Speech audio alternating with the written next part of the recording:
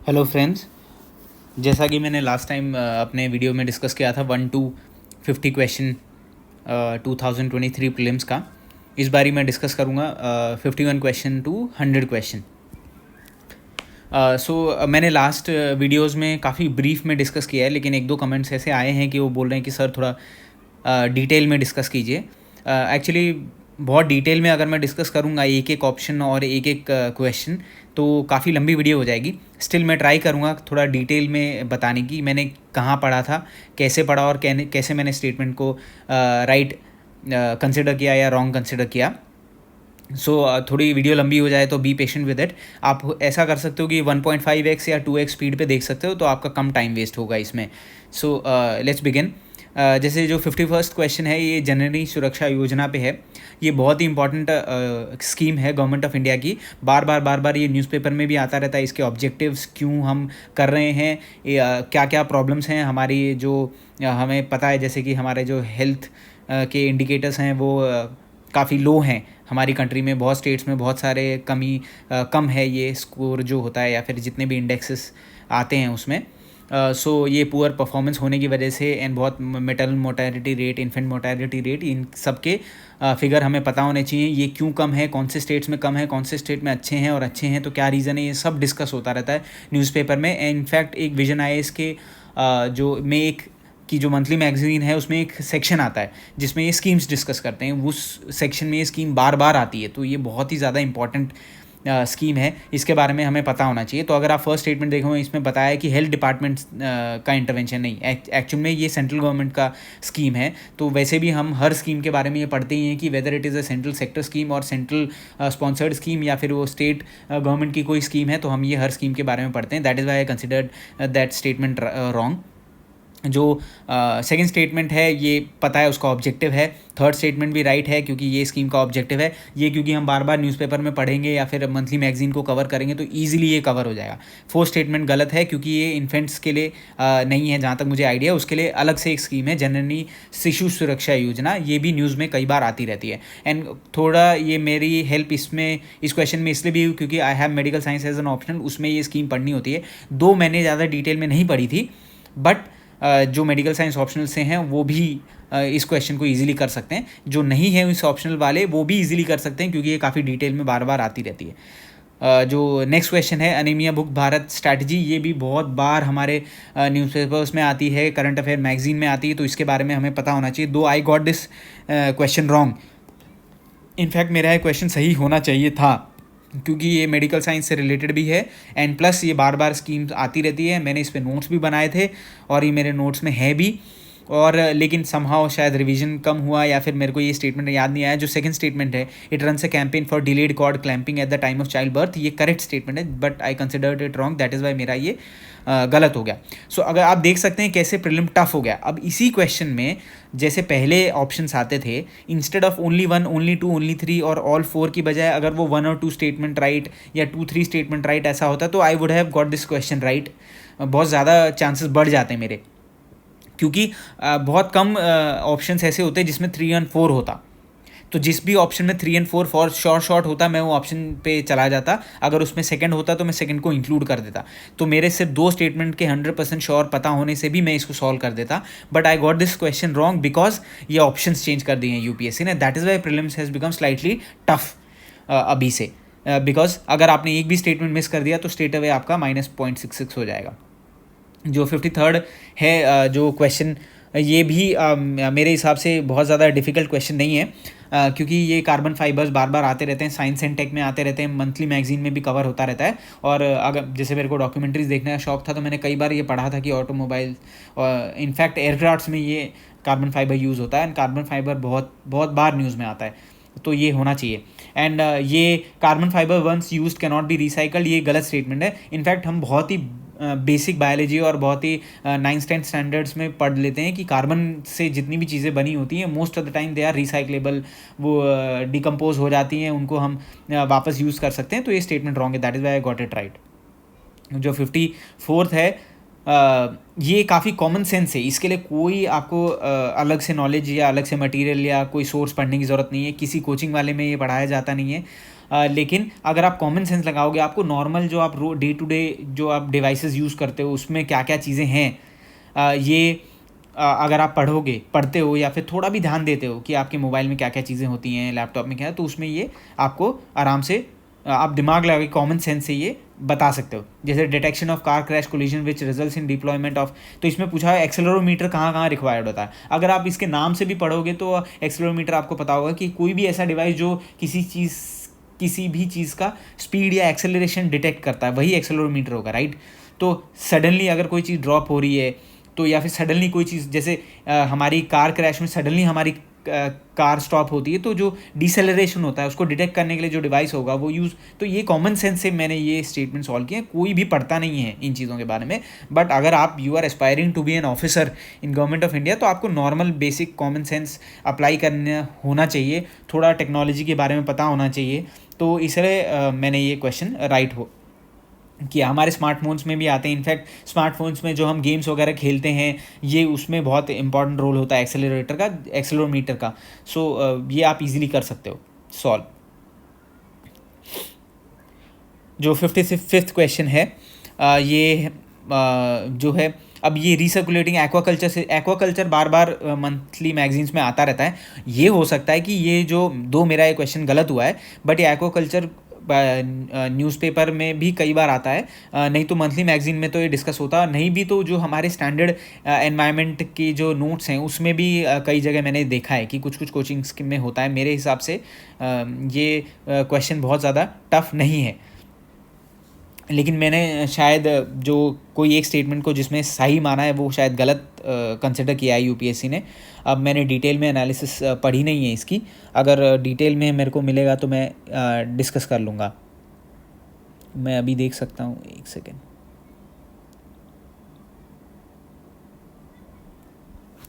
आई guess इसका जो third statement है वो गलत है, बट ऐसे क्वेश्चंस अगर आपको आइडिया नहीं है तो आई वुड सजेस्ट कि ऐसे क्वेश्चंस आप छोड़ सकते हो। बट मेरे को लगा था, I was confident about this question, मुझे लगा था मैं ये करेक्ट कर लूँगा, लेकिन ये गलत हो गया। लेकिन वही है, क्योंकि मैंने ये थोड़ा कॉमन सेंस और जो एग्जिस्टिंग नॉलेज को यूज़ करके सॉल्व करने की ट्राई किया, but I got it wrong. तो अगर आप, जैसा कि मैं हमेशा बोलता हूँ, अगर आप 10 क्वेश्चन में ऐसा थोड़ा कॉमन सेंस लगा के अगर आप सॉल्व करोगे, अगर आपके 5 भी सही हो गए तो you are good to go. आपको और क्या चाहिए, you will still have net positive score. 56 question का मेरे को कोई आइडिया नहीं था, so that is why did not attempt that question. अगर आपको इन चीज़ों के बारे में नॉलेज है, जैसे कुछ लोगों को स्पेस में और स्पेस साइंस में इंटरेस्ट होता है, वो उसके बारे में डॉक्यूमेंट्री वगैरह देखते हैं, तो आपको ये पता होगा, लेकिन मुझे कोई आइडिया नहीं था। 57th क्वेश्चन मेरे हिसाब से काफ़ी इजी क्वेश्चन है, 2 मैंने इजीली एलिमिनेट कर दिए थे। इनफैक्ट मुझे आता भी था, मैंने सारे सैटेलाइट नेविगेशन सिस्टम, उनके नाम और क्या कौन सी कंट्रीज़ हैं ये पढ़े थे, बट अगेन प्रेशर सिचुएशन में मैंने एंड में गलत वो ऑप्शन चूज़ कर लिया। बट ये क्वेश्चन सॉल्व होना चाहिए, ये बार बार न्यूज़ में आता रहता है, स्पेशली जो इंडिया का जो स्पेस प्रोग्राम है वो इतना न्यूज़ में रहता है, तो उसके साथ ये एडिशनल इन्फॉर्मेशन भी आती रहती है। मंथली मैगजीन में भी कवर होता है, टेस्ट सीरीज़ में भी कवर होता है, तो this is an easy question जो राइट होना चाहिए था। जो नेक्स्ट क्वेश्चन है, ये भी मेरे हिसाब से होना ही चाहिए था, क्योंकि हमारा जो मिलिट्री हार्डवेयर है वो बार बार न्यूज़ में होता है। एंड पिछले 5-10 सालों से तो हम आत्मनिर्भरता, कैसे हम इंपोर्ट सब्स्टिट्यूशन करने चाह रहे हैं, कैसे हमारे DRDO क्या क्या चीज़ें, नई नई टेक्नोलॉजी, क्या क्या नई नई मिसाइल्स, हमारे जैसे इंडिया का मिसाइल प्रोग्राम बहुत ही सक्सेसफुल प्रोग्राम है। इसमें कौन कौन सी मिसाइल होती हैं, उनका क्या पर्पज़ है, किस टाइप की मिसाइल हैं, कैसे प्रोपल्शन सिस्टम वो यूज़ करते हैं और उनका ऑब्जेक्टिव क्या है, ये सब हमें पता होना चाहिए। एंड कौन सी एजेंसी उसको डेवलप कर रही है, कहाँ कहाँ हम एक्सपोर्ट करने की सोच रहे हैं, तो ये हमें पता होना चाहिए। ये मेरे हिसाब से काफ़ी इजी क्वेश्चन है। अगर आप देखोगे तो ballistic missiles are jet propelled, इसमें ये जो दिया हुआ है इसमें क्लियरली जेट प्रोपेल्ड नहीं होती हैं। जो बैलिस्टिक मिसाइल्स होती हैं रॉकेट पावर्ड होती हैं। हमने देखा है जो हमारे बैलिस्टिक मिसाइल के टेस्ट होते हैं जो चांदीपुर से होते हैं, अगर हम जितनी भी मिसाइल्स देखते हैं वो जेट प्रोपेल्ड थोड़ी ना होती हैं। जेट इंजन तो हमारे एयरप्लेन्स में होते हैं। तो ये आपको बेसिक नॉलेज तो चीज़ों की होनी चाहिए। अगर आपको नहीं है, बिल्कुल आप चीज़ों को ध्यान नहीं देते हैं, तो आप नहीं कर पाएंगे ऐसे क्वेश्चन। अग्नि 5 is a medium range supersonic cruise missile. Agni 5 is not a cruise missile, it is a ballistic missile, while BrahMos is a solid fueled intercontinental ballistic, no, गलत, rather Agni 5 is a intercontinental ballistic missile। तो हमें ये पता होना चाहिए, that is why I could get it, और ये मेरे नोट्स में है। प्लस मेरे फादर नेवी में थे, तो मेरे को वैसे भी इंटरेस्ट था डिफेंस की न्यूज़ में, और जो हमारे डिफेंस प्लेटफॉर्म्स, एयरफोर्स, आर्मी और जो नेवी जो जो नए नए प्लेटफॉर्म्स इंडक्ट करती रहती हैं, उनकी कैपेबिलिटीज़ क्या है, मैं इनके बारे में पढ़ता रहता था। तो जैसे कि मैंने बताया, आपको जिन चीज़ों में इंटरेस्ट है वो आपको फॉलो करने चाहिए। वो आपके बाकी एग्ज़ाम जो पेपर्स हैं उनमें भी काम आएंगे, क्योंकि इनसे एग्जांपल्स आप कई कई जगह यूज़ कर सकते हो। जैसे अगर आपको जीएस में आत्मनिर्भरता का कोई एग्जांपल देना है, तो आप ये एग्जांपल है ब्रह्मोस दे सकते हो, कि जहां हमने रशिया के साथ कोलैबोरेट करके इतनी अच्छी मिसाइल बनाई, which is a world class missile, and हम एक्सपोर्ट भी कर रहे हैं अभी उसको। सो ऐसे एग्जांपल्स आप अलग अलग, जैसे आई रिमेंबर जो मेरे 2020 के अटेम्प्ट में एक आया था, ऐसे टॉपिक था that technology is a very important aspect, कुछ तो ऐसा अबाउट इंटरनेशनल रिलेशन। आप रेफ़र कर सकते हो 2020 का ऐसे पेपर, उसमें एक टॉपिक आया था। वो मेरे को, मैंने बहुत अच्छे से ऐसे लिखा था, क्योंकि मेरे को जो हमारे इंडिया के वॉर्स हुए हैं उनके बारे में मैंने पढ़ा था, वहाँ कैसे कैसे इंडिया को टेक्नोलॉजी के लैक ऑफ टेक्नोलॉजी की वजह से सफ़र करना पड़ा था, उसके बारे में मैंने अच्छे से लिखा था। तो that is why I believe कि मेरे को 122 मार्क्स आए थे। 59th क्वेश्चन जो है, इसमें दो यूपीएससी ने इसको ओनली 2 कंसिडर किया है, बट मेरे हिसाब से ये तीनों स्टेटमेंट ही राइट हैं। अगर आप कॉमन सेंस भी लगाएंगे तो कई बार हमारी जो माइनिंग एक्टिविटीज़ हैं वो कैसे पोल्यूशन क्रिएट करती हैं, कैसे एनवायरमेंटल डिग्रेडेशन करती हैं, ये काफ़ी न्यूज़ में रहता है। बार बार इस पर आर्टिकल्स है। आप, इसका मतलब ये नहीं कि आप एक पॉल्यूटेंट को डिटेल में पढ़ेंगे, लेकिन एक बेसिक आपका कॉन्सेप्ट डेवलप हो जाता है कि कैसे एनवायरमेंटल डिग्रेडेशन होता है, कैसे पोल्यूटेंट्स होते हैं, उसमें अलग अलग पोल्यूटेंट्स होते हैं। तो ये जो मर्क्यूरी पोल्यूशन के बारे में कोई नहीं पढ़ता है, but I am pretty sure coal based thermal power plant जो पोल्यूशन करते हैं, किस टाइप का पोल्यूशन करते हैं, कैसे वो ग्राउंड वाटर पोल्यूशन करते हैं, कैसे वो सरफेस वाटर पोल्यूशन करते हैं, कैसे सॉइल पोल्यूशन करते हैं, उसकी जो ऐश होती है वो कैसे हार्मफुल है, उसका डिस्पोजल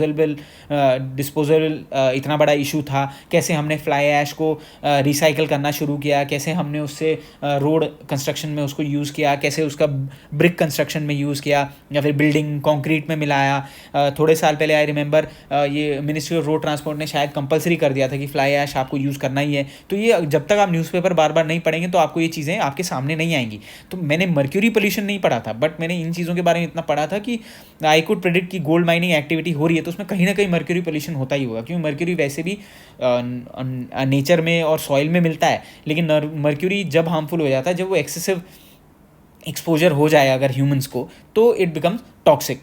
सो ये जो coal based thermal power plants cause mercury pollution, ये ट्रू है, फर्स्ट ट्रू है। There is no non safe level of exposure to mercury. मैंने ये करेक्ट माना क्योंकि मैं डेंटिस्ट हूँ, और हम जो डेंटिस्ट्री में सिल्वर अमेलगम जो चांदी हम भरते हैं उसमें मर्क्यूरी एक कॉम्पोनेंट होता है, it is actually an amalgam. तो हम जो चांदी को मर्क्यूरी के साथ मिक्स करते हैं और फिर वो टूथ में फिल करते हैं। तो जितना भी हमने पढ़ा है अब तक, वो बार बार यही पढ़ा था कि मर्क्यूरी का एक मिनिमल एक्सपोजर हो तो कोई ख़ास प्रॉब्लम नहीं होती है, लेकिन अगर वो एक्सेसिव एक्सपोजर हो जाए तो वो हार्मफुल होता है। बट अभी जो रिसेंट रिसर्च हुआ है उसमें हमने ये पाया है कि मर्क्यूरी का कि कोई भी एक्सपोजर हार्मफुल है। So मैंने that is why I considered this statement as right, because I consider that no safe level of exposure of mercury is known. So मुझे ये एक स्टेटमेंट सही लगा था कि even in minimal amount mercury is harmful, क्योंकि mercury का body में कोई ऐसा वो ये एक्यूमुलेट हो जाता है और कोई यूज़फुल पर्पज़ नहीं है मर्क्यूरी का, एंड ये अगर बॉडी में जाता है तो ये हार्म ही करता है। सो एंड प्लस इस पे एक बहुत बड़ा कन्वेंशन भी है, मिनामाटा कन्वेंशन है, जो हम पढ़ते हैं हमारे इंटरनेशनल रिलेशंस में, और जो हमने ट्रीटीज़ और कन्वेंशंस हैं उसमें मिनामाटा कन्वेंशन आता है। इस कन्वेंशन में ये हमने प्लेज किया है कि we will eliminate mercury from everything. तो ये एक आई गेस 2025 या 24 से ही फोर्स में आने वाला है। बट ये आई गेस ये थर्ड स्टेटमेंट को यूपीएससी ने गलत कंसिडर किया है कि हमारे शायद नॉर्मल एनवायरनमेंट में भी मर्क्यूरी अवेलेबल होता है एंड वो कोई हमें हार्मफुल इफेक्ट नहीं होता है। ये शायद हार्मफुल इफेक्ट तभी होता है जब वो एक्सेसिव एक्सपोजर हो जाए, जैसे वाटर में कंटामिनेशन हो जाए, तो शायद ये हार्मफुल हो जाता है। I think guess that is why UPSC considered third statement as wrong. ये मैं गेस कर रहा हूँ, मुझे एक्चुअली में नहीं मालूम है। Coming on to next question, ये अगेन काफ़ी बेसिक है। ग्रीन हाइड्रोजन बहुत ज़्यादा न्यूज़ में रही थी। ग्रीन हाइड्रोजन का बार बार न्यूज़पेपर में आर्टिकल्स आते थे। इंडिया ने ग्रीन हाइड्रोजन मिशन लॉन्च किया है, मिशन के क्या क्या फीचर्स हैं, हम क्या अचीव करना चाहते हैं, उसके ऑब्जेक्टिव्स क्या हैं, कौन सी मिनिस्ट्री कर रही है, कब लॉन्च हुआ, उसका टारगेट हम कब तक अचीव करना चाह रहे हैं, अगर टारगेट्स अचीव करेंगे तो उसके बेनिफिट्स क्या होंगे, कौन कौन सेक्टर्स में बेनिफिट होगा, ये हमारे लिए काफ़ी इंपॉर्टेंट है। तो ग्रीन हाइड्रोजन लेटेस्ट टेक्नोलॉजी भी है, एनवायरनमेंट के हिसाब से भी बहुत इफेक्ट है, सेल्फ रिलायंस में भी बहुत ज़्यादा इंपॉर्टेंस है, क्योंकि अगर हम ग्रीन हाइड्रोजन प्रोड्यूस करेंगे तो हम यहीं इंडिया में ही प्रोड्यूस करेंगे। नेचुरली हमारा वाटर अवेलेबल है, शायद वहाँ से करेंगे। एंड लेकिन हम जो अभी जो ट्रांसपोर्ट में जो हम ऑयल, क्रूड ऑयल का इतना बड़ा यूज़ करते हैं, India is one of the largest importers, ये हमारा इतना एक्सपोर्ट पे डिपेंडेंस है वो घट जाएगा। तो इसके बहुत सारे मल्टीपल डायमेंशन है, ये हमें डिटेल में पता होना चाहिए। और ये तीनों ही स्टेटमेंट आप अगर पढ़ोगे तो ईजिली आप कॉमन सेंस से भी यूज़ कर सकते हो, प्लस अगर आपने रेगुलरली न्यूज़पेपर और करंट अफेयर मैगजीन फॉलो की है तो भी आप सॉल्व कर पाओगे। It can be use directly as a fuel for internal consumption, ये राइट है, क्योंकि हम hydrogen fuelled cars, buses and trains लाने की यूज़ का सोच रहे हैं। इनफैक्ट आई गेस एंड इसमें भी अलग अलग टेक्नोलॉजी कैसे यूज़ करेंगी वो बार बार न्यूज़ में रहती हैं। Then second, it can be blended with natural gas and used as fuel for heat और पावर जनरेशन, ये भी राइट है। ये न्यूज़ में आता रहता है बार बार, कैसे ये अलग अलग सेक्टर्स को ट्रांसफॉर्म करेंगे, कैसे हम अलग अलग सेक्टर्स को डीकार्बनाइज करेंगे, ये बार बार न्यूज़ में आता रहता है। Then it can be used in hydrogen fuel cell to run vehicle, correct, ये भी है, क्योंकि अलग अलग टेक्नोलॉजी के जो व्हीकल्स हैं वो बार बार न्यूज़ में और न्यूज़पेपर में आते रहते हैं। इनफैक्ट न्यूज़ मंथली मैगजीन भी इसको अच्छे से कवर करती हैं। 61st क्वेश्चन, अगेन ये करेक्ट होना ही चाहिए, क्योंकि यूक्रेन इतना न्यूज़ में रहा है। अगर आप बार बार, ये तो इनफैक्ट ये ऐसा क्वेश्चन है जो लास्ट ईयर से प्रिडिक्ट किया जा रहा था कि ये इधर रशिया के बॉर्डरिंग कंट्रीज़ पूछ लेंगे या फिर यूक्रेन के बॉर्डरिंग कंट्रीज़ पूछ लेंगे। जो भी कंट्रीज़ कॉन्फ्लिक्ट में रहती हैं, बार बार न्यूज़ में रहती हैं, उसकी बॉर्डरिंग कंट्रीज यूपीएससी बार बार पूछता है, हमें पता ही होना चाहिए। तो I can not emphasise it more, तो ये पता ही होना चाहिए। इनफैक्ट मेरे को भी एग्ज़ाम टाइम में थोड़ा कन्फ्यूजन हो गया था, but fortunately I could guess the right, क्योंकि मैं रोमानिया के बारे में श्योर था, मैं बल्गेरिया और हंगरी के बारे में श्योर नहीं था। But then I went with the right, I guess, क्योंकि मैंने मैप इसका अच्छे से स्टडी किया था। बट अगेन प्रेशर सिचुएशन में इतनी सारी चीज़ें रिकॉल करना बहुत डिफिकल्ट हो जाता है। बट जब तक अगर आप बाकी चीज़ें, बाकी ये 6 में से 3 अगर आप एलिमिनेट नहीं करोगे तो आप कैसे आंसर पे आओगे? तो एटलीस्ट आपको बेसिक ये तो पता होना चाहिए। तो मेरे को ये 100% श्योर था कि रोमानिया तो है ही है, और लाटविया, लिथुआनिया नहीं है, और चेक रिपब्लिक नहीं है। प्लस जो हमारे यूक्रेन वॉर में हमने जो हमारे स्टूडेंट्स हैं वहाँ, जो अलग अलग कॉलेजेस में, मेडिकल कॉलेज में पढ़ने गए थे, उनके लिए इतना बड़ा मिशन चलाया था उनको रेस्क्यू करने के लिए। उसमें जो जो चैलेंजेस आए थे, इसमें न्यूज़ में आया है, न्यूज़पेपर में आया है, इस पर डॉक्यूमेंट्रीज़ बनी है। तो ये हमें, अगर हम इंटरेस्टेड हैं सिविल सर्विसेज में, तो हमें ये अपनी कंट्री के बारे में पढ़ना चाहिए, कैसे वो एफर्ट्स और कैसे वर्ल्ड ने उसको अप्रिशिएट किया, कैसे इन जनरल पब्लिक ने इंडिया में उसको अप्रिशिएट किया कि इतना बड़ा रेस्क्यू मिशन हमने चलाया और हम सक्सेसफुल हुए। तो वो अलग अलग कंट्रीज़ से किया था हमने, जो नेबरिंग कंट्रीज़ में हमारे फ्लाइट्स गए थे, हमारे मिनिस्टर्स गए थे वहाँ पे। तो ये जब तक अगर आप रेगुलरली न्यूज़ फॉलो नहीं कर रहे हो, न्यूज़पेपर फॉलो नहीं कर रहे हो, तो आप ऐसे क्वेश्चंस करेक्ट नहीं कर पाओगे। और अगर आप रेगुलरली फॉलो कर रहे हो तो आप ईजिली सॉल्व कर पाओगे ऐसे क्वेश्चंस को। मूविंग ऑन, 62 वाला जो है, इसमें 61 डिस्कस हो गया ना, यस। सो 62nd क्वेश्चन जो है, इसमें अर्थ का एटमॉस्फेयर के बारे में डिस्कस किया गया है। सो मेरे हिसाब से ये हमारी जो ज्योग्राफी है कि जो एनसीईआरटी है उसमें अच्छे से डिस्कस किया हुआ है, इंसोलेशन और जो एटमॉस्फेयर। ये अगर आप उस चैप्टर को अच्छे से पढ़ोगे एंड प्लस आप टेस्ट सीरीज सॉल्व करोगे, तो टेस्ट सीरीज इन कॉन्सेप्ट्स पे अलग अलग टाइप के क्वेश्चंस पूछता है। सो मेरे हिसाब से ये ईजी क्वेश्चन है। अगर आपने बेसिक अपनी ज्योग्राफी की एनसीईआरटीज अच्छे से की हुई हैं और टेस्ट सीरीज लगाए हुए हैं, ज्योग्राफी के टेस्ट सॉल्व किए हैं, तो आप ये क्वेश्चन ईजिली सॉल्व कर पाओगे।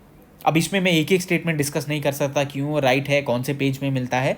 मैं आपको सोर्स बता सकता हूँ कि इस सोर्स में ये 100% है, और आप अगर वो सोर्स को अच्छे से करोगे तो ये, और बार बार रिवाइज करोगे, तो ये क्वेश्चन आपका राइट होना ही चाहिए। 63rd क्वेश्चन जो है, ये हम बार बार पढ़ते हैं। ये वाला जो क्वेश्चन है, इस क्वेश्चन में इनफैक्ट ये जो स्टेटमेंट है, ये PYQs में भी आया हुआ है, और यूपीएससी के जो अदर जो टेस्ट होते हैं, जो एग्ज़ाम होते हैं, CAPF का एग्ज़ाम होता है, NDA का एग्ज़ाम होता है, उनके जो क्वेश्चन पेपर है उनको भी अगर आप एनालाइज करोगे तो ये स्टेटमेंट कई बार PYQs में आया हुआ है।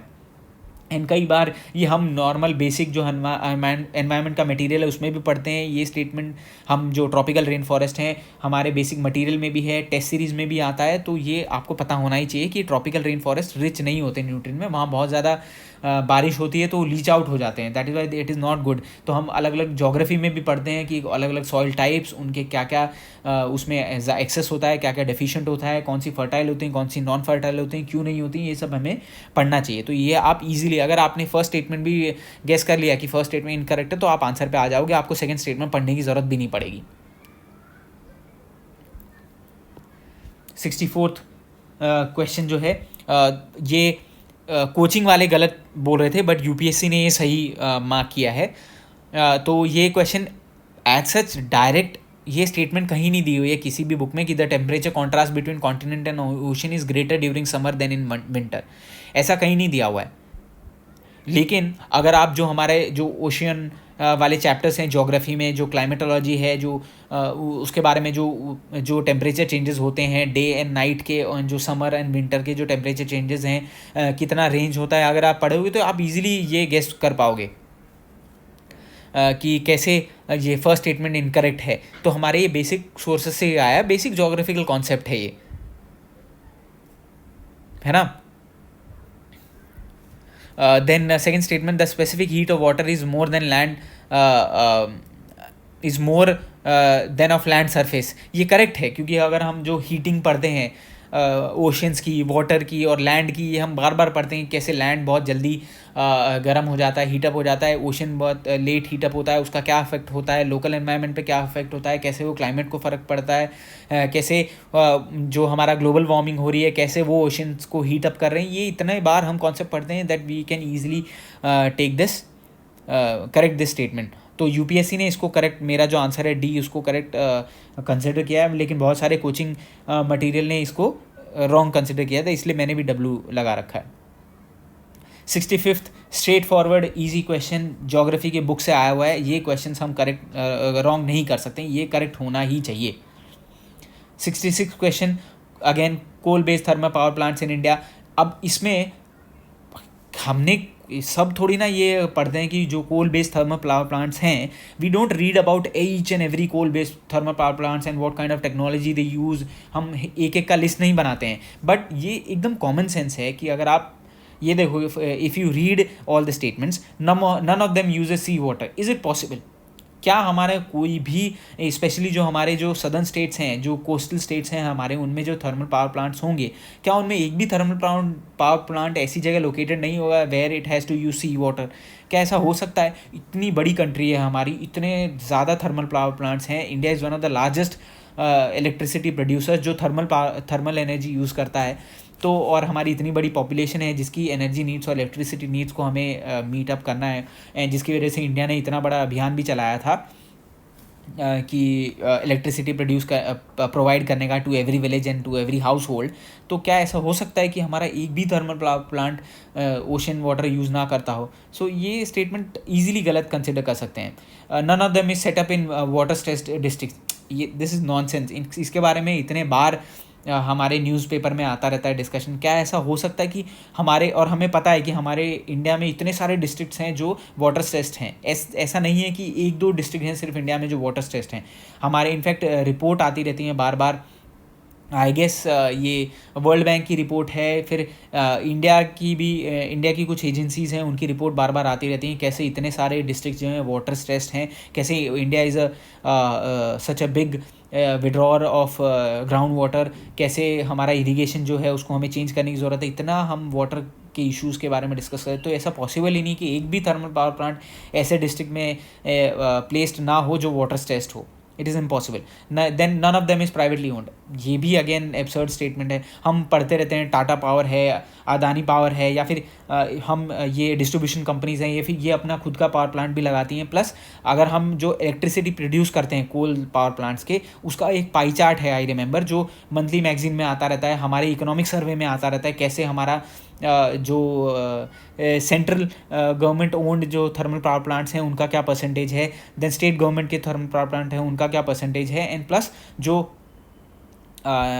हमारे privately own thermal power plants हैं उनका क्या शेयर है, ये बार बार न्यूज़ में आता रहता है। फिर कोल जो एलोकेशन हुआ था, जो हमारी कोल माइनिंग है उसके ऊपर बार बार डिस्कशंस होते रहते हैं, कैसे जो ये एलोकेशन हुआ था, जो कैप्टिव माइनिंग होती है कोल की, इसके ऊपर इतना न्यूज़ में आता रहता है। तो ऐसा पॉसिबल ही नहीं कि एक भी थर्मल पावर प्लांट जो है वो प्राइवेटली ओन ना हो। और स्पेशली अगर आपने इकोनॉमिक सर्विस पढ़ा है उसमें हमारा, या फिर अगर आप मिनिस्ट्री ऑफ पावर पे जाओगे, उस पर अगर आप ग्राफ देखोगे या फिर डेटा देखोगे कि कितनी जो इलेक्ट्रिसिटी है वो प्राइवेट सेक्टर प्रोड्यूस करता है, कितनी सेंट्रल गवर्नमेंट प्रोड्यूस करता है और कितनी स्टेट गवर्नमेंट, उसी से क्लियर हो जाएगा कि कोई ना कोई तो private sector owned thermal power plant है ही।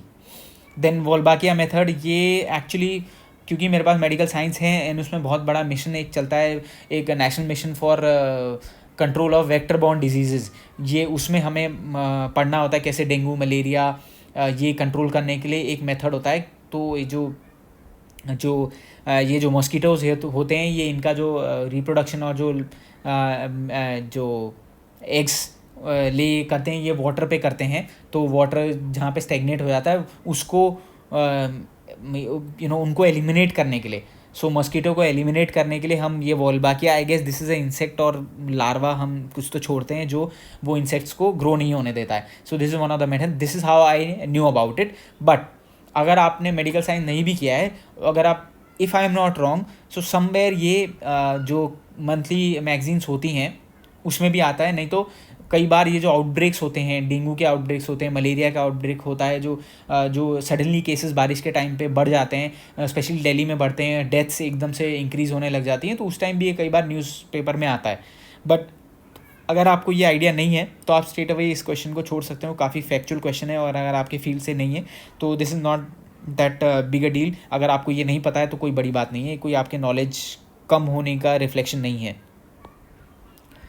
68 क्वेश्चन जो है ये इसमें यूपीएससी ने third statement as in all three correct माने हैं। ये मैंने, क्योंकि ये हम एल्कलिनिटी, सैलिनिटी, बसाल्ट रॉक, ये सब हम ज्योग्राफी की एनसीईआरटी में पढ़ते हैं, ये करेक्ट होना चाहिए था। हमारा जो कैसे जो हमारी एग्रीकल्चर फील्ड है उनमें कैसे ये सैलिनिटी एंड एल्कलिनिटी बढ़ रही है, ये सब हम बार बार पढ़ते हैं। ये टेस्ट सीरीज़ में भी आता है और ये जो मैगजीन्स हैं उसमें भी कवर होता है, प्लस ये जो बेसिक मटेरियल है कोचिंग का उसमें भी ये होता है। ये क्वेश्चन मेरे हिसाब से करेक्ट करने लायक है, बट मेरे से रॉन्ग हो गया क्योंकि मेरी नॉलेज डेफिशिएंट थी इस एरिया में।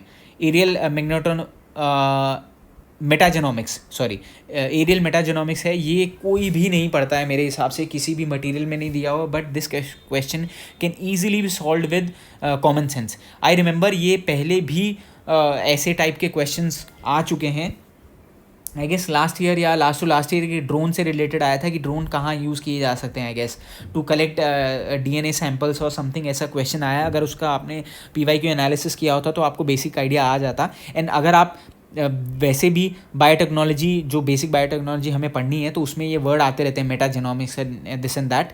सो ये अगर आप कॉमन सेंस भी लगाएंगे, एरियल मेटाजेनोमिक मीन्स कि कोई भी ऐसा फील्ड जिसमें हम जेनेटिक्स के बारे में पढ़ाई कर रहे हैं और उसमें समवेयर कहीं तो एयर इन्वॉल्व है, एज इन एरियल मीन्स या कुछ और। तो अगर आप इसको पढ़ोगे, to collect DNA samples from air in a habitat at मनगो, ये मैंने, आई गेस ये मेरा राइट हुआ है, मैं एक बार देख लेता हूँ, करेक्ट। सो अगर आपने वो पीवाईक्यू किया है जहाँ पे ये कि they are using drones to collect genetic information, तो वो कॉन्सेप्ट से अगर आपने पीवाईक्यू की होती तो आप ये गेस कर पाते।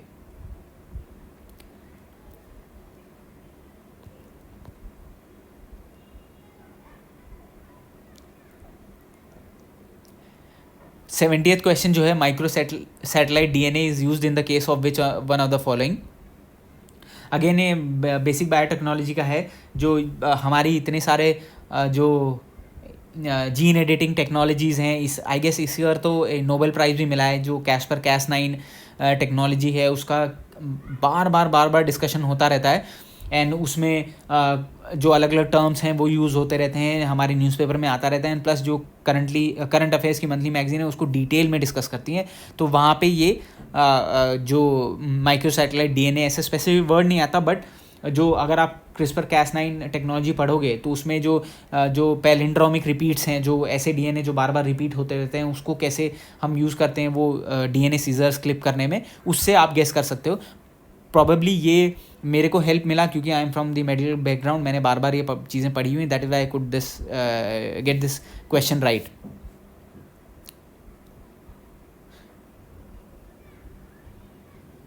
नेक्स्ट क्वेश्चन, 71st क्वेश्चन जो है, इसका only 2 statement is right. First statement I guess UPSC ने करेक्ट कंसिडर किया है। Just second, let me read the question.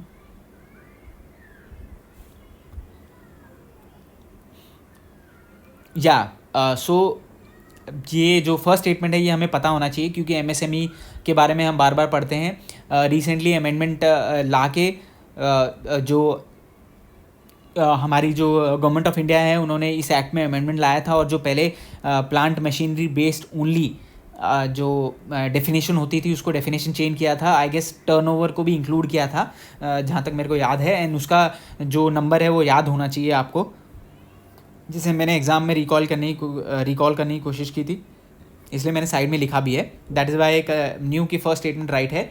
Second statement first statement गलत है क्योंकि ये नंबर्स गलत दिए हुए हैं, जो अमाउंट दिया हुआ है, एंड प्लस जो सेकेंड स्टेटमेंट है आई कंसिडर्ड इट रॉन्ग क्योंकि इसमें जो ऑल बैंक लोन्स लिखा हुआ है, मैंने इसको बहुत ही extreme condition extreme statement consider कर लिया। That is why I considered the second statement wrong, but actually UPSC is considered the second statement right, क्योंकि मेरे को ये तो पता था कि जो एमएसएमईज़ हैं उनको प्रायोरिटी सेक्टर लोन मिलते हैं हमारे बैंक से, बट मुझे ये स्टेटमेंट पर कि all bank loans to the MSME qualify under priority sector, ये मेरे को इसमें थोड़ा डाउट का। मुझे लगा कुछ सर्टेन टाइप्स के शायद लोन्स होते होंगे या फिर कुछ सर्टेन टाइप्स के जो बेनिफिट्स होते होंगे वो एमएसएमई को जो एक्सटेंड करते होंगे उसको शायद प्रायोरिटी सेक्टर में कंसिडर नहीं करते होंगे। सो वही है, जो अगर आपको कुछ जगह ये जो टिप्स होती हैं, टेक्निक्स होती हैं, वो अगर कुछ जगह आपको हेल्प करती हैं तो कुछ जगह आपको इसमें जो नुकसान भी करती हैं। तो जैसे मेरे को ये सेकंड स्टेटमेंट में उसने नुकसान किया, दैट इज़ वाई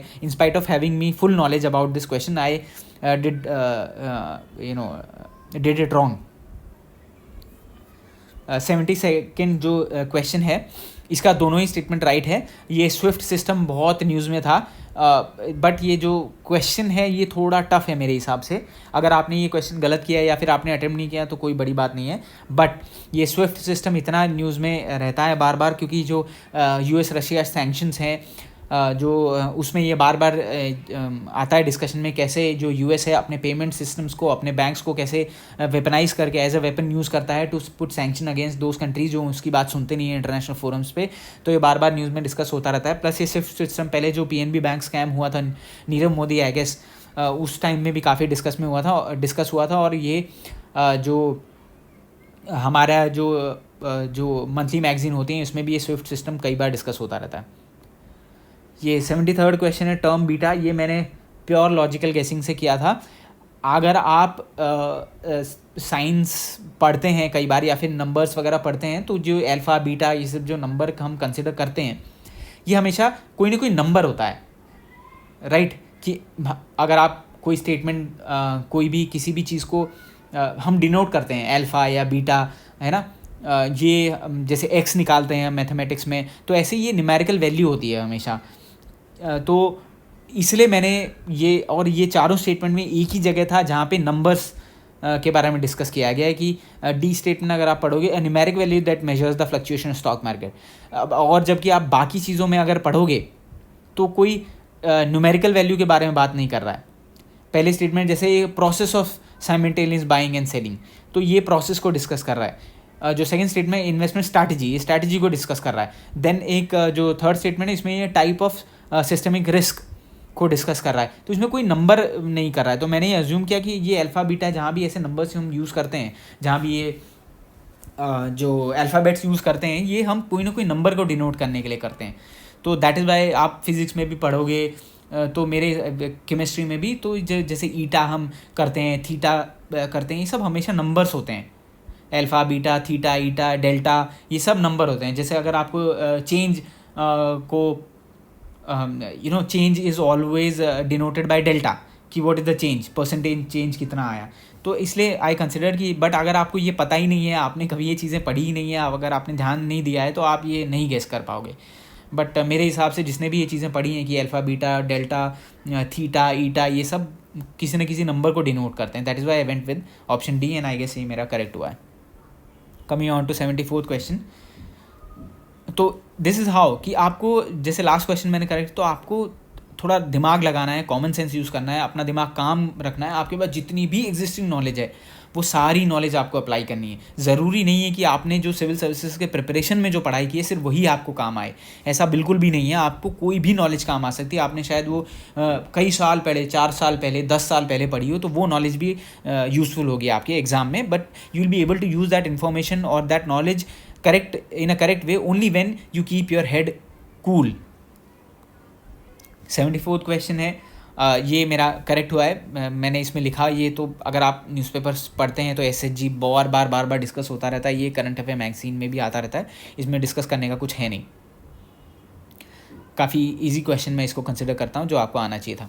75th जो है स्टेटमेंट, ये भी हमारा ये बार अगर आप जो हमारे हेल्थ सेक्टर के बारे में जो एडिटोरियल्स आते रहते हैं न्यूज़पेपर में, अगर आप उसके बारे में वो पढ़ोगे रेगुलरली, तो आपको पता है कि ये इंडिया की जो पब्लिक हेल्थ केयर सिस्टम है, इसका बहुत बड़ा फ्लॉ है कि हमारा जितना भी हेल्थ केयर सिस्टम है it is focused on curative treatment. ये प्रिवेंटिव ट्रीटमेंट पे है ही नहीं। तो हमारा जो अमाउंट ऑफ जो एक्सपेंडिचर है सेंट्रल गवर्नमेंट का और स्टेट गवर्नमेंट का, वो पूरा जो खर्च होता है वो क्यूरेटिव ट्रीटमेंट पे खर्च हो जाता है। प्रिवेंटिव ट्रीटमेंट पे या फिर उसके प्रमोशन पे, प्रिवेंटिव केयर पे बहुत कम खर्च होता है। तो आप इजीली ये स्टेटमेंट करेक्ट आइडेंटिफाई कर सकते हो।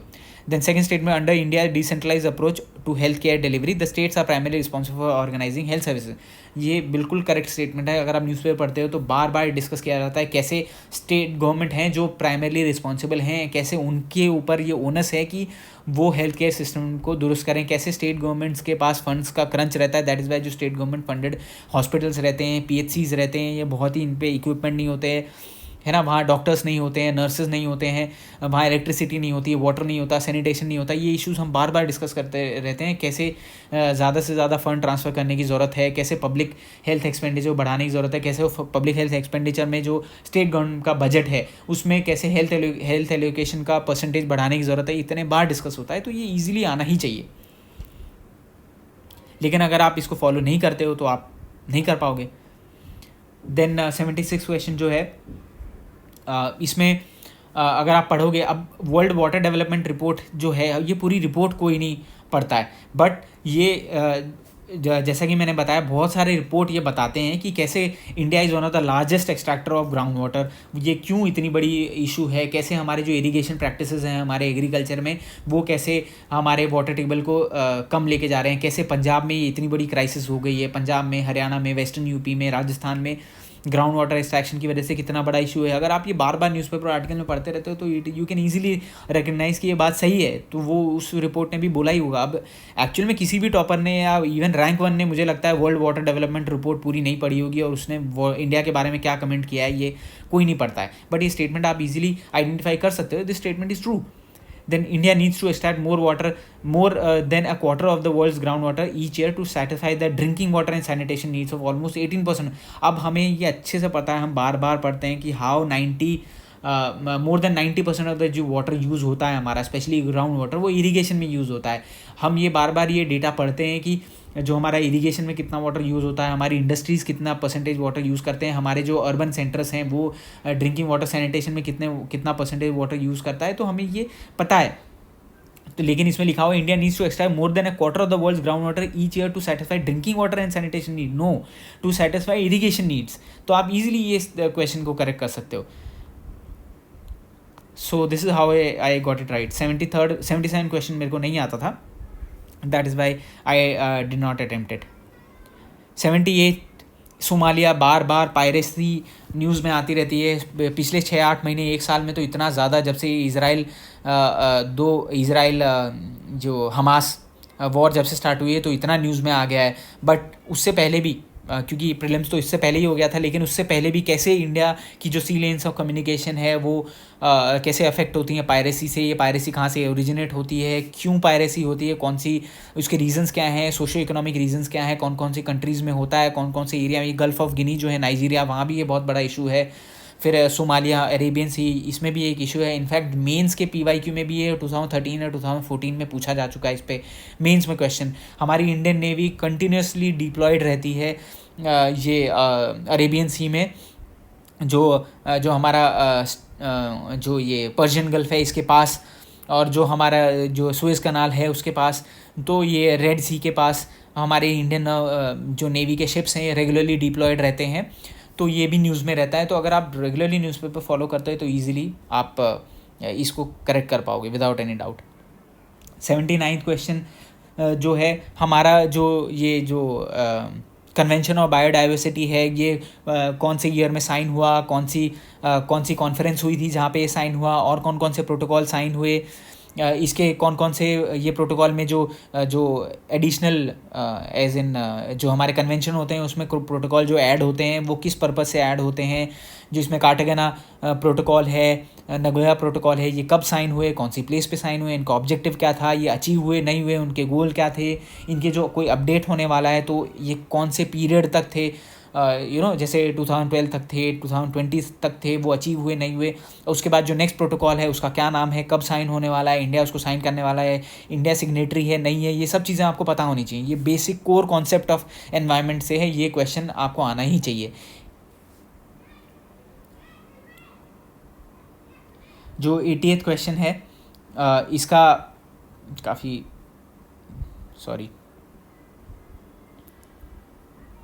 जो 80th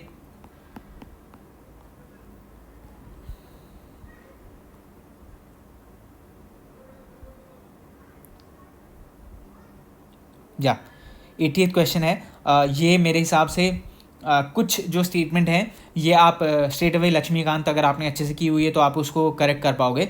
जो मेरे हिसाब से जो शुरू के दोनों स्टेटमेंट हैं वो गलत हैं। एंड जो बाकी जो थर्ड और फोर्थ स्टेटमेंट, ये कोई नहीं पढ़ता कि value of vote her state की है, महाराष्ट्र में कितनी है, मध्य प्रदेश में कितनी है, केरला में कितनी है, हरियाणा में कितनी है, या मिज़ोरम में कितनी है, कोई नहीं पढ़ता है। लेकिन तो अगर आप दोनों स्टेटमेंट शुरू के अगर आप करेक्टली आइडेंटिफाई कर लेते हो कि वो गलत है, तो उसके बाद आप बाकी दोनों स्टेटमेंट में थोड़ा गेस वर्क लगा सकते हो। तो मैंने ये पॉपुलेशन और साइज़, नंबर ऑफ़ सीट्स से गेस कर सकते हो मैंने क्या अजम्पशन किया, मैं वो बता सकता हूँ। मैं ये नहीं बोला कि ये मेरा अजम्पशन राइट था या रॉन्ग था। जैसे इस टाइप के जो ऑप्शंस आते हैं ओनली वन ओनली टू में, कई बार अगर आपने गलत स्टेटमेंट भी करेक्ट मान लिया लेकिन फिर भी अगर आपने ओनली वन चूज़ किया तो भी आपका +2 हो जाता है। But this is all about luck, इसके बारे में आप कुछ कर नहीं सकते। कई बार ये ऑप्शंस अगर आपको हार्म करते हैं तो कई बार ये बेनिफिट भी कर जाते हैं। तो इसमें से मैंने ये कंसिडर किया कि जो थर्ड स्टेटमेंट है वो मेरे हिसाब से गलत है। Let me read the statement once again.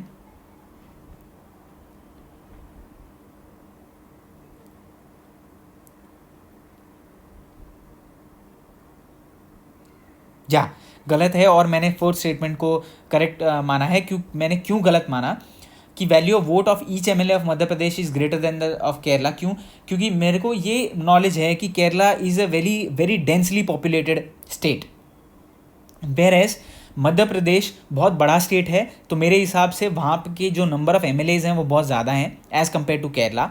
And plus Madhya Pradesh बहुत स्पार्सली पॉपुलेटेड स्टेट है।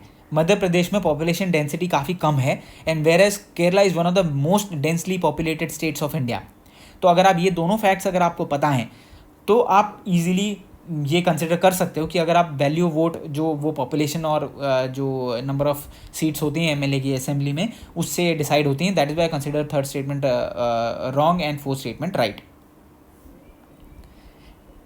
एंड ये जो मेरे हिसाब से जो अरुणाचल और पुडुचेरी का कंपैरिजन, इसमें भी यही लॉजिक लगता है कि आई गेस शायद पुडुचेरी में पॉपुलेशन डेंसिटी काफ़ी ज़्यादा है, तो as compare to number of seats शायद as compare to Arunachal Pradesh, क्योंकि वो भी बहुत स्पार्सली पॉपुलेटेड स्टेट है। But I am not sure whether जो मेरे एजम्पशन है राइट है या रॉन्ग है. ऐसे क्वेश्चन गलत भी हो सकते हैं. अगर आप फॉर श्योर नहीं हो तो आप ऐसे क्वेश्चन छोड़ सकते हो. It is I would not consider it as a simple question क्योंकि उसके ऑप्शंस भी टफ हैं. 81st मैंने ये गेस वर्क किया था क्योंकि थोड़े थोड़े मेरे को नाम सुने हुए लग रहे थे, but I guess I was wrong. So ये मेरा गलत हो गया 81st क्वेश्चन. अगर आपको ये नेम पता है, आपको ये फैक्चुअल नॉलेज है तो आप करेक्ट कर पाओगे, नहीं तो नहीं कर पाओगे. Even if you leave such kind of question there is no harm in it. 82nd question काफ़ी फैक्चुअल क्वेश्चन है. आर्ट एंड कल्चर से मुझे कोई आइडिया नहीं था, that is why I left. मुझे ये तो पता था कि जो आई गेस जो थर्ड स्टेटमेंट है सिताना मसल, ये जैन केव श्राइन है शायद. बट मुझे जो ये फर्स्ट ऑप्शन है बिसानगर का नहीं पता था. भजा केव्स भी हम पढ़ते हैं लेकिन मुझे ये नहीं पता था कि बुद्धिस्ट केव श्राइन है या नहीं है.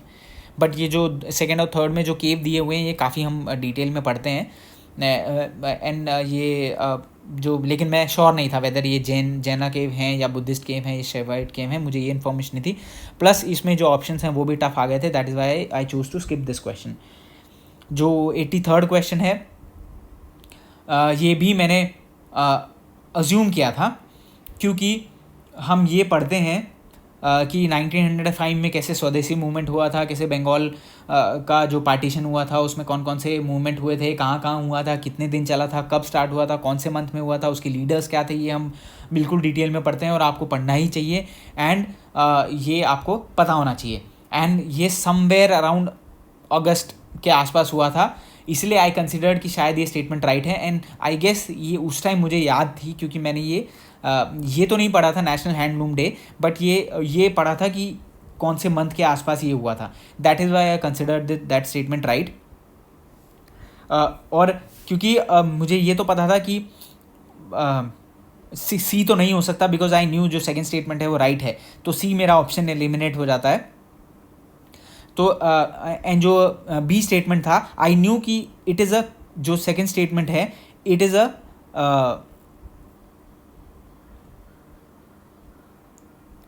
सेकेंड स्टेटमेंट इनकरेक्ट है, तो सी स्टेटमेंट तो एलिमिनेट हो गया. बी में दिया हुआ है both statement 1 statement 2 are correct and statement 2 is not the correct explanation. तो बी भी नहीं हो सकता क्योंकि I knew second statement is the right explanation. क्योंकि हैंडलूम जब स्वदेशी मूवमेंट हमने लॉन्च किया था तो उसमें बहुत बड़ा कॉम्पोनेंट ये था कि हम अपने जो हैंडलूम्स हैं, लोकल हैंडलूम्स हैं, उनको प्रमोट करना चाहते हैं. And we wanted to boycott all the imported जो क्लोथ्स आते थे, जो भी टेक्सटाइल आते थे ब्रिटेन से, हम उसको बॉयकॉट करना चाहते थे. So I knew second statement is the right explanation. So both B and C eliminate हो गए थे. नाउ जो पूरा मेरा जो चॉइस था इस पर अटक गया था कि ऑप्शन ए करेक्ट है या ऑप्शन डी करेक्ट है. So should I consider statement 1 incorrect और should I correct assume statement 1 correct. मैंने क्यों करेक्ट अज्यूम किया? बिकॉज जो ए ऑप्शन को अगर आप चेक करोगे तो उसमें लिखा हो both statement 1 and statement 2 are correct and statement 2 is the correct explanation for statement 1. So because मुझे ये पता था कि ये करेक्ट एक्सप्लेनेशन है, स्वदेशी मूवमेंट के टाइम पे ही हमने हैंडलूम और ये सब प्रमोट किया था, तो हो सकता है कि उसको ऑनर करने के लिए हमने नेशनल हैंडलूम डे उस टाइम पे रखा हो. सो मेरे को डेट नहीं पता था बट मुझे ये पता था कि नेशनल हैंडलूम डे वो मंथ और उसके आसपास हुआ. तो आई कंसिडर्ड एंड प्लस ये ए ऑप्शन में ये लिखा हुआ है is the correct explanation. So I knew second statement is the correct explanation. That is why I went with it. तो अगर आपको ये नहीं पता है, अगर आप ये कॉन्फिडेंस नहीं दिखाओगे कि यार ये करेक्ट स्टेटमेंट है एंड प्लस सेकंड स्टेटमेंट जो है करेक्ट स्टेटमेंट है plus it is the right explanation, that is why I went with option A. अगर ये नहीं लिखा होता तो शायद मैं ऑप्शन ए के साथ नहीं जा पाता. 84th काफ़ी फैक्चुअल क्वेश्चन है. अगर आपको आता है तो आता है, नहीं आता है तो नहीं आता है. ये मेरा करेक्ट हो गया है क्योंकि आई गेस इसमें जो यूपीएससी ने जो आंसर की है उसके हिसाब से statement 1 is incorrect but statement 2 is correct. So मुझे स्टेटमेंट 1 का नहीं पता था बट अगेन मेरे को स्टेटमेंट 2 का पता था कि हम सबको पता है कि हमारे फ्लैग का जो रेशो है वो 3:2 है. But again I went with B. मेरे को लगा ये करेक्ट एक्सप्लेनेशन नहीं है एंड लेकिन अगर आप कॉमन सेंस लगाओ तो इसको करेक्ट करना चाहिए था बट मेरे से गलत हो गया probably because of the pressure. Moving on, 85th जो क्वेश्चन है, कॉन्स्टिट्यूशन डे हम बार बार पढ़ते हैं, अच्छे से पढ़ते हैं एंड कब ये हमारा कॉन्स्टिट्यूशन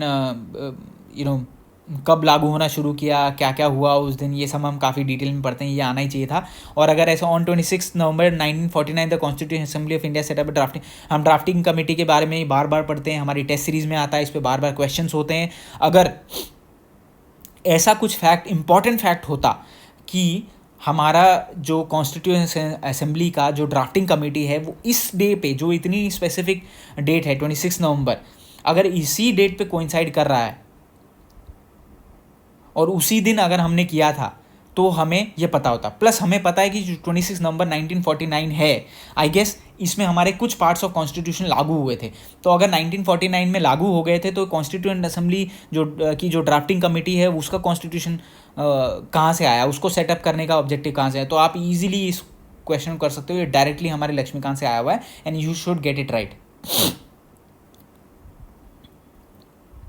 स्विट्जरलैंड के बारे में कोई आइडिया नहीं था, I skip the question. EU और US के जितने भी ट्रीटीज़ होते हैं, नए नए ये जो रेगुलेशंस लाते रहते हैं, जितनी काउंसिल्स हम लाते रहते हैं, ये हमें डिटेल में न्यूज़पेपर में आता रहता है बार बार, है हमारे लिए इंपॉर्टेंट है, क्योंकि ये जो रेगुलेशंस ला रहे हैं EU और US जो रेगुलेशंस आते हैं, ये हमारे इकोनॉमी पे बहुत ज़्यादा इफेक्ट करते हैं, हमारी कंपनीज़ पे, IT कंपनीज़ पे, हमारी जो पॉलिसीज़ हैं उनका, और हमारा जो ट्रेड है इनका, क्योंकि both US and EU are the biggest trade partners of India along with China. तो इसलिए हमें इनके बारे में जो इनकी जो पॉलिसीज़ हैं ये डिटेल में पढ़नी होती हैं। तो ये न्यूज़पेपर में आता है, आता रहता है, बार बार डिस्कस होता रहता है। So I knew about it. And अगर आप सेकेंड स्टेटमेंट पढ़ोगे, that USA and the EU claim that through this they are trying to bring technological progress and physical productivity under their control. ये बहुत ही absurd statement है।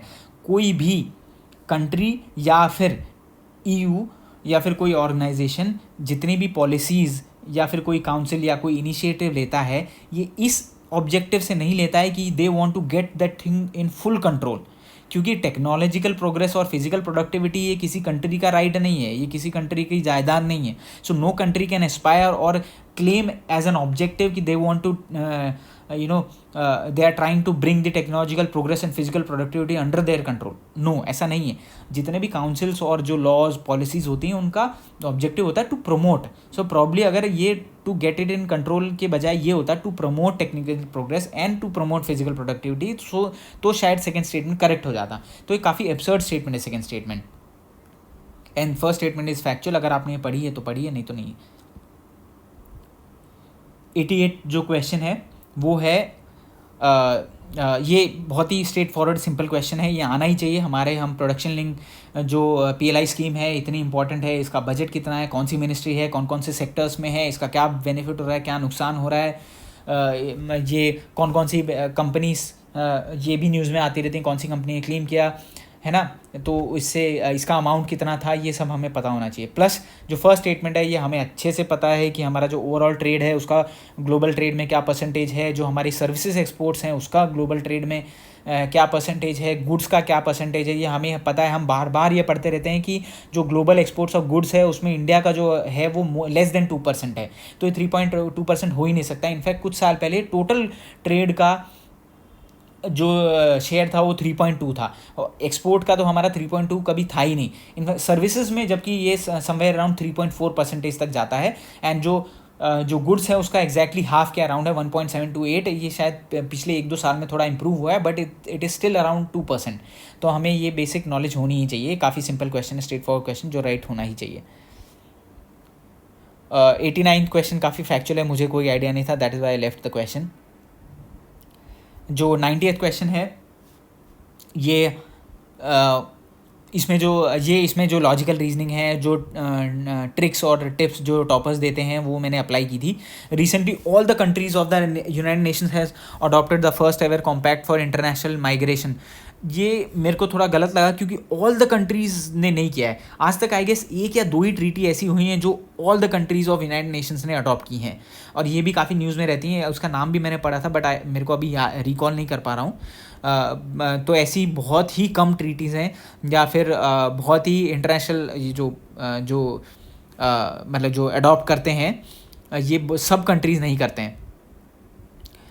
तो second statement that way I considered it wrong. Second statement the objectives and commitments stated in the GCM are binding again जितनी भी treaties होती हैं, बहुत कम ऐसी ट्रीटीज़ हैं जो बाइंडिंग हैं ऑन ऑल द सिग्नेटरीज, क्योंकि जितनी भी बाइंडिंग अगर बाइंडिंग है तो वैसा कभी नहीं होगा कि बाइंडिंग है वो ऑल कंट्रीज़ ने साइन कर लिया और सब कंट्रीज़ ने बाइंडिंग ऑब्लिगेशन अपने ऊपर ले भी लिया, ऐसा नहीं होता है। तो ये दोनों स्टेटमेंट एक तो आपस में कॉन्ट्राडिक्टरी हैं, प्लस ये दोनों ही स्टेटमेंट थोड़ा एक्सट्रीम है। अगर कोई भी ऐसी ट्रीटी जो बाइंडिंग होती है वो काफ़ी प्रोमिनेंटली करंट अफेयर मैगजीन वाले डिस्कस करते हैं कि ये बाइंडिंग है हमारे। अगर रिसेंटली अगर कोई अगर ऑल कंट्री ने साइन किया है तो मतलब इंडिया ने भी साइन किया, और इंडिया ने साइन किया और वो बाइंडिंग है तो वो भी बार बार रिफ्लेक्ट होता है हमारे करंट अफेयर या न्यूज़पेपर में। तो ये मेरे को दोनों स्टेटमेंट काफ़ी एक्सट्रीम लगी, that is why I considered them wrong. Then GCM addresses internal migration और internally displaced people also in its objective and commitments.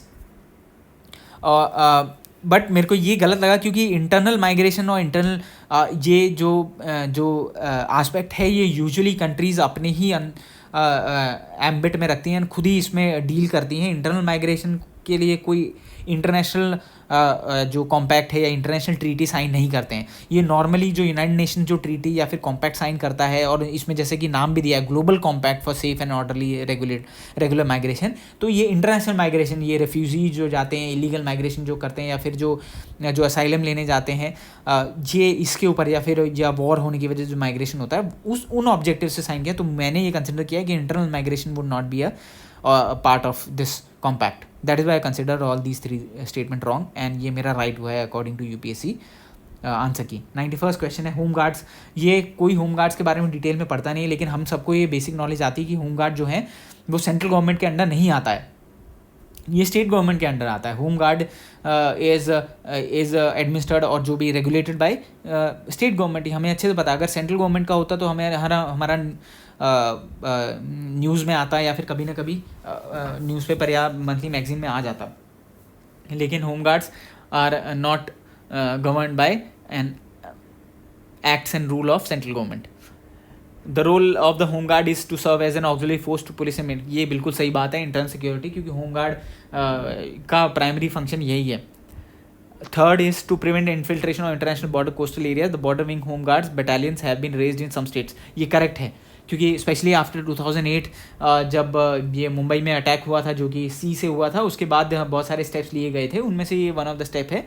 इसमें भी अगर आप लॉजिकल रीज़न है वो भी करेंगे, क्योंकि अगर सेकंड स्टेटमेंट आप देखोगे, the role of home guard is to serve as an auxiliary force to the police in maintenance of internal security, right, correct. अब इसमें to prevent infiltration of international border coastal areas the border wing home guards battalion have been raised in, ये सही बात है, क्योंकि internal security में बहुत बड़ा ये जो टेररिज्म है, जो हमारा स्मगलिंग है, जो हमारा जो ड्रग ट्रैफिकिंग है या ह्यूमन ट्रैफिकिंग है, ये बहुत इंपॉर्टेंट आस्पेक्ट्स हैं हमारे इंटरनल सिक्योरिटी के। जो आर्म्स स्मगलिंग होती है, तो ये जैसे वेस्ट बंगाल में है या फिर बाकी सब स्टेट्स में ही काफ़ी इंपॉर्टेंट है। सो ये लॉजिकल है ये कि आप थर्ड स्टेटमेंट को राइट माने, that is why I went with only 2 statements are right. लेकिन होम गार्ड्स के बारे में कोई डिटेल में नहीं पढ़ता है, लेकिन आपको ऐसे अपना जो आपने जो इतनी नॉलेज एक्यूमुलेट की है उसको अप्लाई करके आपको इस पे आना है। लेकिन अगर आपने इंटरनल सिक्योरिटी अच्छे से नहीं पढ़ा है कि 2008 के जो टेरर अटैक हुए थे उसके बाद जो मिनिस्ट्री ऑफ होम अफेयर्स ने स्कीम चलाई थी मॉडर्नाइजेशन ऑफ पुलिस फोर्सेस, उसमें उसका ऑब्जेक्टिव क्या था, उसमें क्या क्या एडवांसमेंट्स लाए हमारे जो स्टेट गवर्नमेंट की पुलिस ने, इसके ऊपर न्यूज़पेपर आर्टिकल आते रहते हैं, कैसे जो अमाउंट स्पेंड किया गया था, जैसे जो जेटीज़ बनाई गई थी, जो स्पीड बोट्स दी गई थी, या फिर जो मरीन पुलिस स्टेशन बनाए गए थे, कैसे वो प्रॉपर यूटिलाइजेशन नहीं हो रहा है, ये इसके ऊपर बहुत सारे IPS ऑफिसर्स इस पर आर्टिकल लिखते रहते हैं न्यूज़पेपर में, क्योंकि दे ट्राई टू हाईलाइट कि ये वापस भी ऐसा अटैक हो सकता है और जो हमारी जो प्रिपरेशन है दे आर नॉट सॉलिड।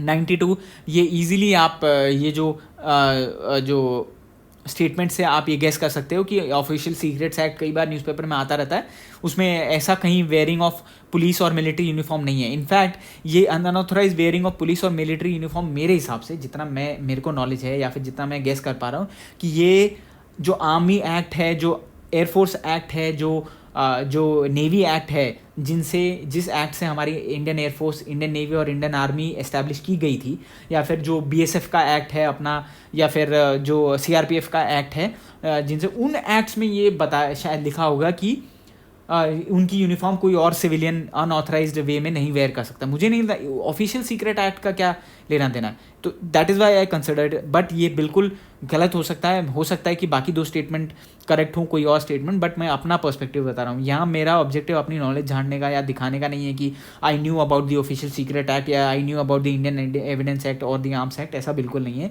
तीनों ही एक्ट मैंने कभी नहीं पढ़े थे।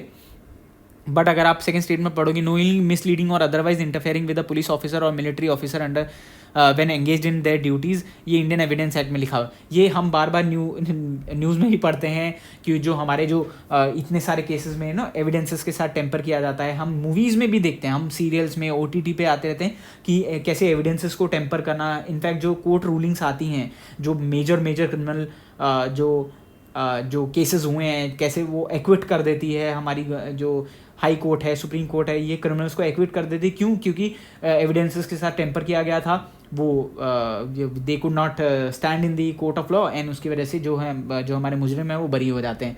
तो ये लॉजिकल है कि एविडेंस एक्ट में ऐसा लिखा होगा कि कोई भी मिसलीडिंग या आप इंटरफेयर नहीं कर सकते, उसको गलत एविडेंस नहीं दे सकते।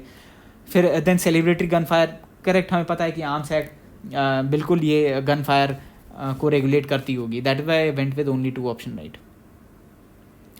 93rd क्वेश्चन, ये तीनों ही जो एरियाज़ हैं न्यूज़ में थे। अगर आप न्यूज़पेपर रेगुलरली पढ़ते हो तो आपको पता है ये जो नगोर्नो कराबाख है, ये आर्मेनिया अज़रबैजान में वॉर हुई थी। कैसे इंडिया जो वेपन सप्लाई कर रहा है, पिनाका रॉकेट सिस्टम सप्लाई कर रहा है, कैसे वो हमारा जो डिफेंस एक्सपोर्ट्स है उसमें बढ़ाने में हेल्प कर रहा है। तो ये बार बार न्यूज़ में रहा था। देन ये खेरसोन एंड ये जो इसको प्रोनाउंस करना थोड़ा डिफ़िकल्ट है, ये हमें पता है कि ये जो रशिया यूक्रेन कॉन्फ्लिक्ट में बार बार इस एरिया का नाम आता था, तो हमें ईजिली पता है कि ये इज़राइल लेबनान में नहीं है, नगोर्नो कराबाख का नहीं है, और आर्मेनिया अज़रबैजान का तो हमें पता ही है। तो यू कैन ईजिली गेस कि ये तीनों ही मिसमैच कर दिए गए हैं।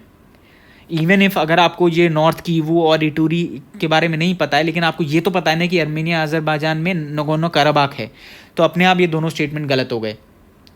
एंड थर्ड वाला आपको पता है, खेरसोन बार बार ये रशिया यूक्रेन की वॉर में नाम आता रहता है। It is an easy question, correct होना ही चाहिए था।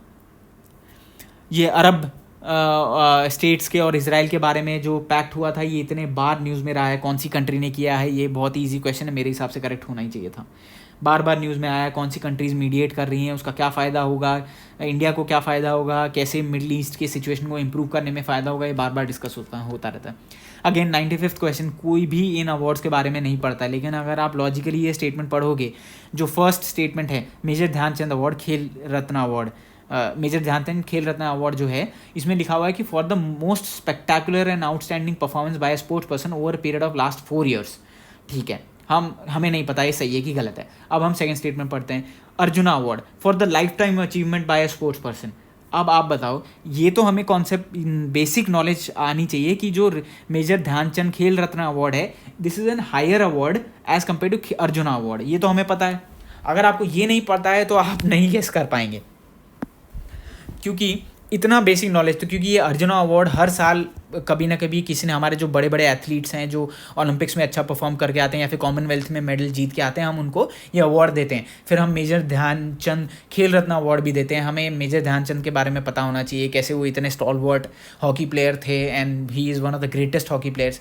तो हमें ये पता है कि मेजर ध्यानचंद खेल award the highest award, and जो अर्जुना अवार्ड है वो इसके नीचे है। तो अगर हमें इतना भी पता है तो इजीली आप दोनों स्टेटमेंट देख सकते हो कि बड़ा अवार्ड किसको दोगे, जिसने for the most spectacular outstanding performance by sports person over period of last 4 years, या फिर a person for the life time achievement of by a sports person.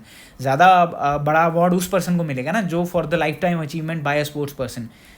तो इसलिए ये दोनों स्टेटमेंट को जो वो कर दिया है, एक स्टेटमेंट को दूसरे स्टेटमेंट की जगह डाल दिया गया है। और द्रोणाचार्य अवार्ड, अब हमको सबको पता है द्रोणाचार्य कौन थे, है ना, वो कैसे इतने बड़े गुरु थे।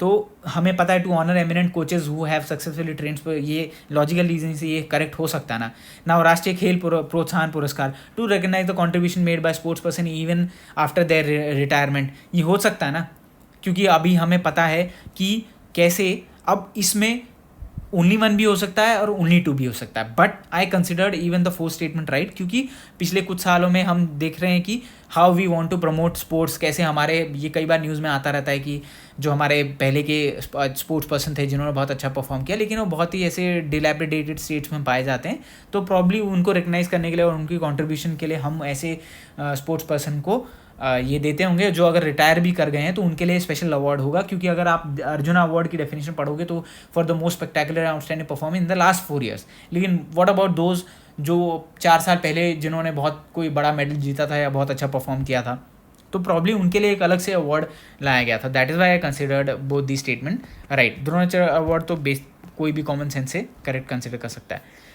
जो 96 क्वेश्चन है इसके बारे में मुझे कोई आइडिया नहीं था, I left this question again. 97 question mapping, अरे हम सबको पता है डोनबास कहाँ पे है।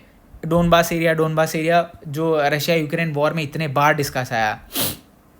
कचीन एरिया इतने बार, जो म्यांमार में मिलिट्री कू हुआ था, वहाँ पे जो वहाँ की जो मिलिटेंट्स हैं कैसे वो फाइट करने की कोशिश कर रहे हैं, इतने बार आता रहता है। जो टिग्रे है ये भी हमें पता है कि ये बार बार मिडिल ईस्ट की जो क्राइसिस है वहाँ पे आता है। एक सेकेंड, आई गेस टिग्रे, लेकिन जस्ट ए सेकेंड मैं इसको कंफर्म कर लेता हूँ कहीं मैं आपको गलत, लेकिन अगर आप दोनों बाकी वो दोनों गैस कर चुके हो तो आप इजीली ये टिग्रे जो है इथियोपिया में है।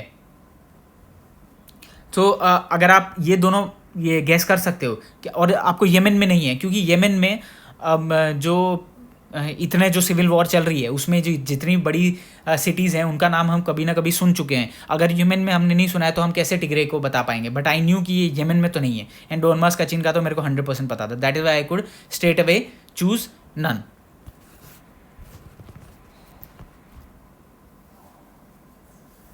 ये चैड, गिनी एंड माली, इसमें मेरे को भी कन्फ्यूजन था। आई कुड ईजिली क्योंकि मेरे को चाइनीज़ मिलिट्री बेसिस के बारे में अच्छे से पता था, क्योंकि जब कोई नया चाइनीज़ मिलिट्री बेस आता फॉरेन कंट्रीज़ में तो उसका इंडियन न्यूज़पेपर में खूब डिस्कशन होता है।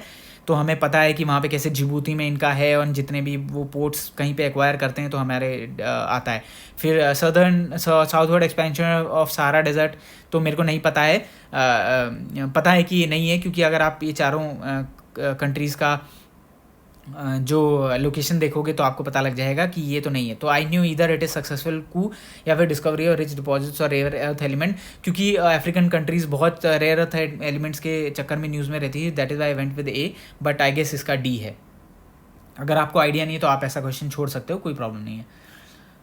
99 क्वेश्चन जो है ये मेरा आई गेस सही हुआ है। मैं एक बार चेक कर लेता हूँ यूपीएससी की जो, नहीं मेरा रॉन्ग हुआ है। इसमें तीनों ही में जो है ग्रीन हाइड्रोजन यूज़ होगी, ये मेरे हिसाब से करेक्ट होना ही चाहिए था, बट प्रॉब्लम मेरी ओवर थिंकिंग की वजह से मैंने फर्टिलाइज़र प्लांट्स को क्रॉस कर दिया। बट ये इजी क्वेश्चन है, न्यूज़पेपर में आता है, आपको आना ही चाहिए।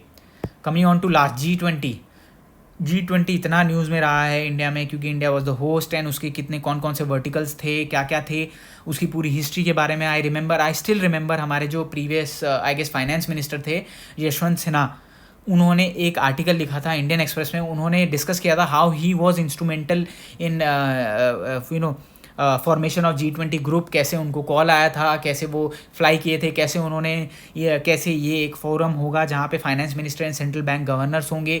मेरे को अब तक वो आर्टिकल याद है, क्योंकि मैंने वो आर्टिकल कॉपी किया था और अपने नोट्स में ऐड किया था। मैं आपको दिखाऊंगा भी उसके बारे में। एंड मेरे को क्योंकि मैंने ये आर्टिकल पढ़ा था मुझे अच्छे से पता था। एंड प्लस G20 इतना न्यूज़ में हुआ है, उसमें बार बार बताया गया है कैसे फाइनेंस मिनिस्टर और सेंट्रल बैंक का एक वर्टिकल है। ये अच्छे digital public infrastructure is one of the India G20 priorities. ये इतने बार डिस्कस हुआ है कि कैसे प्रायोरिटी थी, कौन कौन से वर्टिकल्स थे, तो ये 100% क्वेश्चन करेक्ट होना ही चाहिए था। So this was the discussion about 2023 का मैं ऑलरेडी डिस्कस कर चुका हूँ। अब मैं नेक्स्ट 21 और 20 करूँगा, बट आफ्टर अ ब्रेक मैं सोच रहा हूँ उससे पहले थोड़े और जो क्वेरीज़ हैं उनके बारे में बताऊँगा कि करंट अफेयर कैसे हैंडल करना है, कैसे नोट्स बनाने हैं, आंसर राइटिंग कैसे करनी है, मैं इनको डिस्कस करूँगा। ये थोड़ी लंबी वीडियो हो गई because I try to discuss it in detail. अगर आपको ये लंबी वीडियो चाहिए तो आप प्लीज़ कमेंट में बता देना, मैं बाकी दोनों अटेम्प्ट के भी थोड़े लेंथी वीडियोस बनाऊंगा। अगर आपको शॉर्ट में चाहिए तो आप वो बता देना कमेंट्स में, मैं शॉर्ट में बताऊंगा। Thank you. और कोई अगर आपके डाउट्स हैं तो आप बता सकते हो कमेंट्स में।